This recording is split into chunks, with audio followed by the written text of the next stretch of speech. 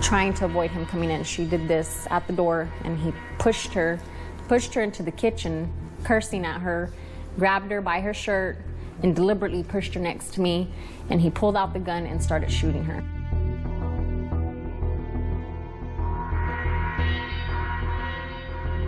And I was just so terrified from what had happened, from what I was seeing my mother and so much blood and everything, and it tore me up, and I was terrorized for a long time with bad dreams about that. Yeah, that stuck in our minds forever. It never goes away.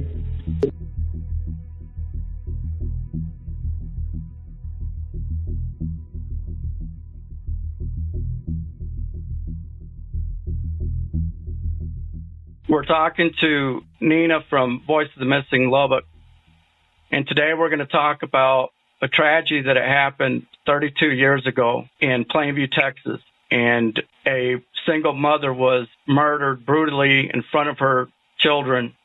Her name was Lupita Ocanas. She was born in Havana, Texas, January 28, 1950. And moved to Lockney in 1959, went to school there, and then moved to Plainview in 74. And I know that you've done some work on this, trying to get some leads on this case. What do you have right now? Well, Miss O'Connor moved to Plainview in 1974, and she was a member of the Sacred Heart Catholic Church. She was also a veteran for the Exdale plant in Plainview, Texas. She had two surviving daughters, Juanita and Claudia. At the time, Claudia was 7, and I believe Juanita was 15. And we actually have them with us tonight. Well, from what we gather, your mother was a very exceptional lady, very hardworking, and she did the jobs of both parents, providing for you girls. We could start with Claudia if you'd like to start. So, Claudia, what would you like to? Well, with me, my mother, she, like you said, she was a very hardworking woman. She was a provider to me, myself, and my sister and my older brother.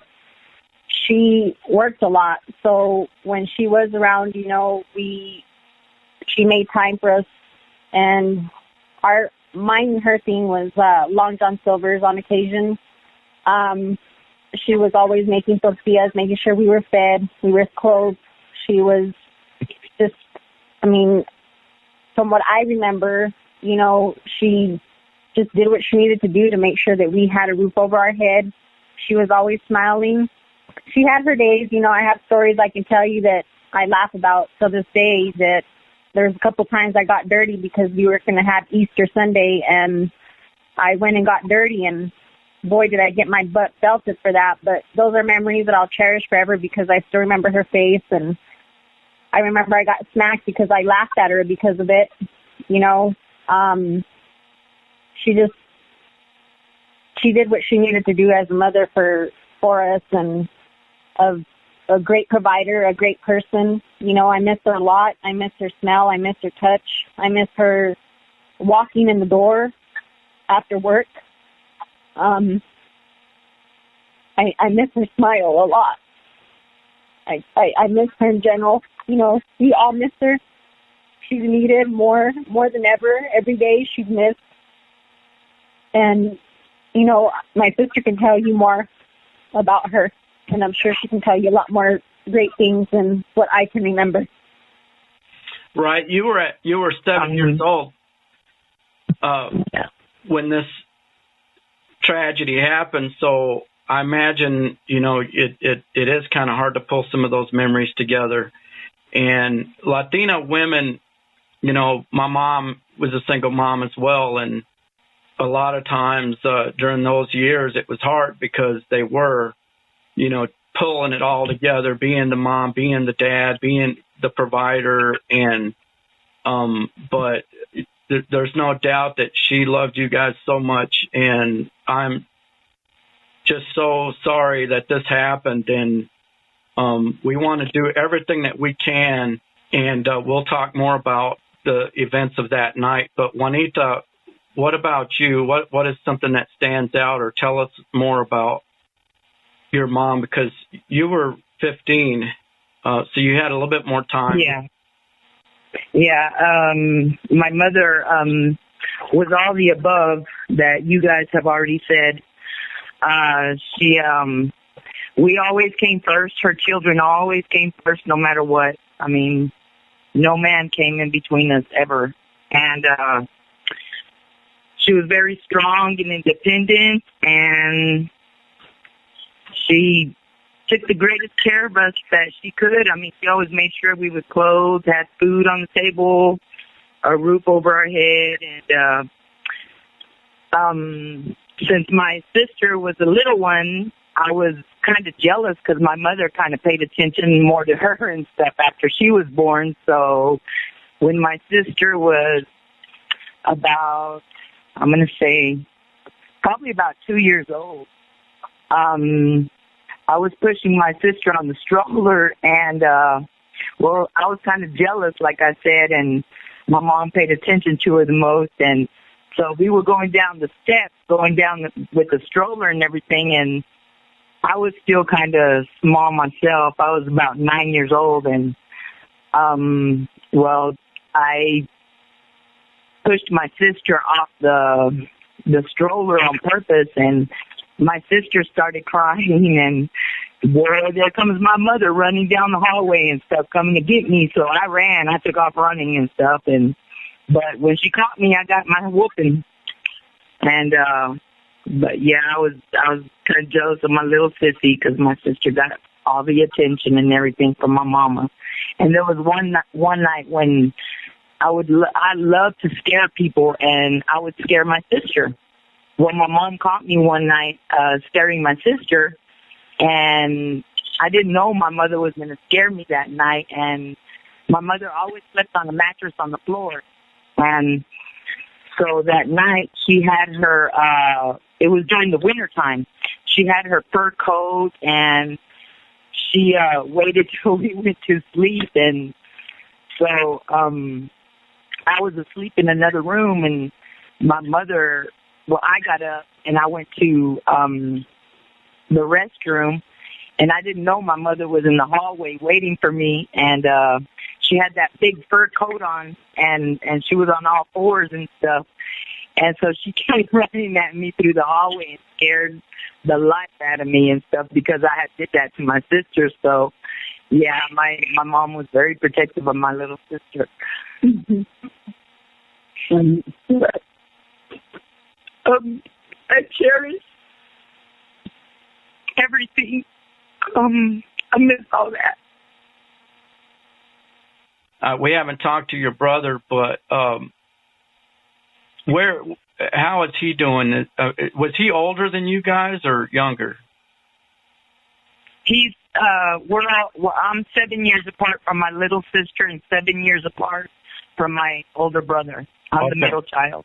Okay. My brother is the oldest. Nina, do you have any thoughts? Sorry, I'm a little choked up there. My thought on this is that 30 years is too long. This family needs the justice it so rightfully deserves. This family can never have closure because the unknowing is not, it's still out there. And knowing that somebody walks through life, going about his business, living life, we think it's harder to cope with it day by day and, year by year, still knowing that there's not any justice to this case. I think that there needs to be a closure for this family, and it's never going to completely be a closure because they lost a beautiful soul. They lost the connection that a mother gives to her children. A mother's love never dies. And Yeah. and this is what these girls go through every single day. And it is not fair. It is not fair.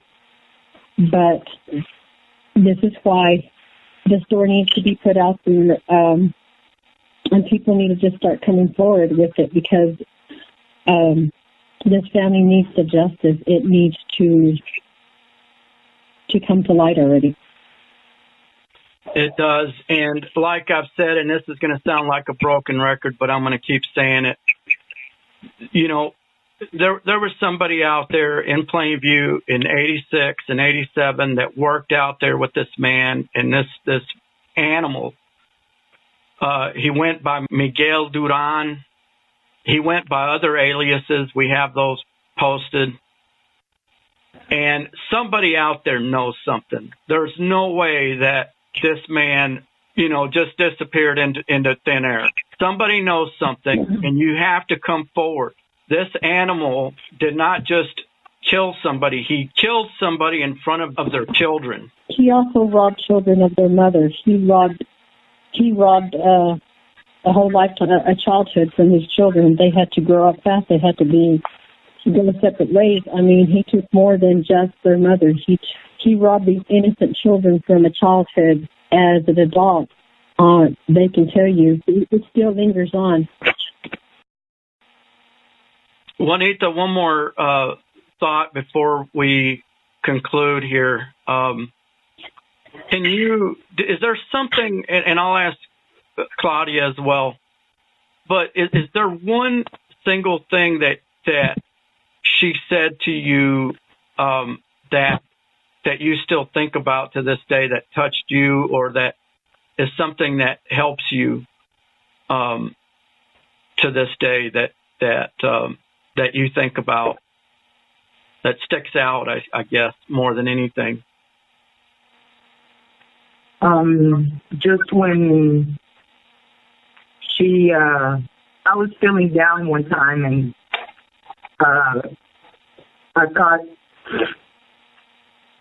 that she loved, like I said, my sister was a baby and stuff, so she's paying a lot of attention to my sister, and I was feeling like I wasn't loved and everything, and she gave me a hug, and she said, I love all of you the same. You're all my babies. And that will stick with me forever.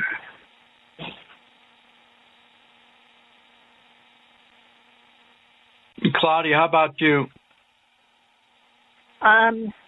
With me, like I said, I remember vague things. And, you know, there wasn't a single day that our mom didn't tell us that she loved us. She always hugged us. She always kissed us. She always expressed her love. So that's something that I always remember. You know, her warm touch, her smile before leaving out the door. My one thing of going on in this life is remembering how much of a hard worker she was, and how she just stayed positive no matter what situation she was in. She never once told us that anything was wrong or she was upset about anything. She just always made the best of every situation. And that's how I've got through my life, is making sure that I don't disappoint her still to this day, because I know that she's looking at me and she's looking at us and watching us. You know, every day is a struggle and every day is a different struggle. And people don't really understand because they think that it's been so long. But I have to agree with Nina on how she says that, you know, we weren't just robbed of our mother, but we were robbed from having to grow up so fast. We were separated once our mother passed away. We were all separated. We didn't have that bond that a sister and brothers should. We had to become adults at such a young age. We had to be on survival mode, and that's how basically it is to explain the whole situation, where you're just on survival mode and you feel like you've been cheated out of so much. And I guess for me, I can speak for myself. I the hurt is there, but I think I'm more angry at the fact that I'm blessed that I got 7 years with her. But it makes me angry that I have to sit here and I have to tell my 2 kids or my nieces and my nephews memories about their grandmother when they should have her here physically to be here for her to see her great grandkids and for her to see her grandchildren grow up. And that's what hurts me the most now, is that we got cheated out of our childhood, out of adulthood with her. For us girls, for my sister and I, when we were married, when the birth of our children, because your mothers are there with you. Yes, she was there in spirit, I'm sure, but that's not the same. Our birthdays, when you need to call her to talk to her, when you're going through the most difficult time in your life, or when you need advice of maybe to a lot of people the smallest things, but those are things that just really make me cringe, and it just makes me mad that this person is out there and he's living a life or has lived a life if he's dead that we didn't get to live. All of that was taken from us, and no matter what we say or do, we're never going to get that back, And at the end of the day, with all this being said, I just pray and hope that something is done or somebody does say something, or even just to know that he's dead. You never wish that upon people, but just the fact of knowing that he can't do this to another family would, I guess, it wouldn't seek justice for me, because I would want to see him serve his time, but it would bring a little bit of closure knowing that he can no longer do this to another person. He can no longer rob another family of their happiness. And that's why it's very important for this family to get the closure that they need, the answers that they need. I'm sure they go day by day asking themselves why. No children should have to have gone through what these young ladies went through 30 years ago. No one should ever have to live through what they went through at such a young age. And for this man to, live his life and go on like if nothing ever happened, that's what one cold, vile, a man with no conscience. That's the kind of monster that did what he did and has no conscience at all. And that's why it's so important for this case to be brought to justice. Justice needs to be served. And if I can add, for myself, for the past, since my mom passed away, I told my sister this tons of times because we find ourselves talking about it because that's how you get through it. You talk about it and you express your feelings, and everybody expresses their feelings differently. But for me, it's so hard for me to remember and for me to think about the good memories because unfortunately we weren't left with just the good memories. We were left with remembering our mother in a pool of blood, fighting for her life, and having to sit there and watch her and not be able to help her. That's how, when I talk about my mom, unfortunately, it's not something I wish to do, but it's there. I see her on that floor, and I see her just looking, a blank look in her face, shaking uncontrollably and choking on her own blood. That's what I have, and that's my memory that I have of her. Although I have pictures all over my home of her, it's hard for me to look at them because I look at them and yes, she's smiling, but I see everything that happened that night is brought up. And I shouldn't feel like this, but I've always felt guilty that I was not able to help her. And for my sister, I'm sure that I don't know what's worse. There's no worse here. I don't know if it was watching it happen or having to see what my sister saw coming in after the aftermath, having to stand there and be in shock and disbelief of what she had to endure watching and coming in through that door. Yeah, I still remember the same things. I'm sorry, go ahead, Juanita. Yeah, no, I mean, I still remember her face that night. I still remember it clearly. The terror in her face and stuff, that she really couldn't speak to me and stuff. And I was just so terrified from what had happened, from what I was seeing my mother and so much blood and everything. And it tore me up, and I was terrorized for a long time with bad dreams about that. Yeah, that stuck in our minds forever. It never goes away. And sadly, that's what emotions and steps that a lot of the victims' family have to go through is, guilt of what could have I done, what could have I said, what could have I done, and sadly that this is what they live with every single day. And again, justice has to be served. It is time. It's been 30 years. And it is time to bring this case to justice. That's right. And we just ask everybody that watches this video, please, if you knew somebody that worked with this man back then, or you know somebody that might know something, share this video. Get it to your friends and family that may have worked in Plainview, or maybe knew this man, or we're going to give some descriptions of him later and have some contact information. Please help us. Please share this video. And with that, I want to thank Nina with Voice of the Missing, and I want to thank Claudia and Juanita for sharing your story. And we'll be talking to you soon. Thank you so much. Thank you.